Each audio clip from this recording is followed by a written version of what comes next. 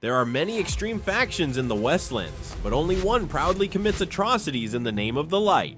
The Children of the Light, also known as the Whitecloaks, were founded during the War of the 100 Years, a little over a millennia before the events of the show. More specifically, the Whitecloaks were founded in the year 1021 of the Free Years by the ascetic and religious leader Lothair Mantelar. Following the death of the High King Artur Hawkwing, the Westlands were plunged into civil war, right in the middle of the Third Age. And in the chaos, Lothair Mantelar felt the growing influence of the Shadow on the war-trodden people. As a result, Lothair was inspired to write The Way of the Light, and since then, this same philosophical treatise has guided the Whitecloaks in fettering out Dark Friends, the secret servants of the Shadow. Although the Whitecloaks have proven themselves capable in this regard, they're also known for taking the most extreme measures to reach their goals. The Way of the Light isn't just about living humble lives in the name of the light. In the treatise, Lothair preached that the one power is for the Creator alone. In fact, anyone else who wields the one power are actually servants of the Dark One, which includes every single one of the Aes Sedai. This controversial viewpoint is what drives the Whitecloaks to hunt not just Dark Friends, but anyone whom they suspect capable of channeling. Also on the list are Wolfkin, Wise Ones, and everyone else touched by the true source. And thanks to the Whitecloaks having to defend themselves against actual Dark Friends, they've become heavily militarized over the centuries. This is how they have the means to capture, torture, and kill anyone they deem to be servants of the Shadow. That said, due to their devotion to the light, the Whitecloaks have proved themselves useful from time to time.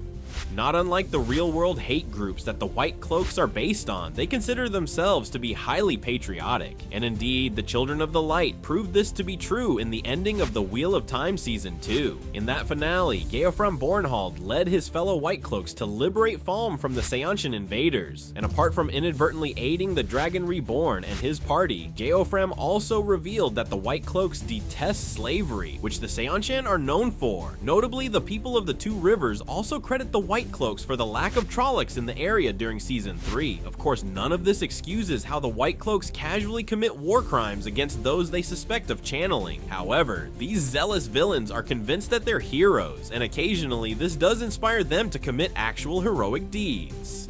Overall, the Whitecloaks do a good job of reflecting the violent evolution of religious philosophy and the real history of the Western world. So what do you think of the Whitecloaks? Which is your favorite faction from the Wheel of Time? Tell us in the comments and keep watching ScreenRant.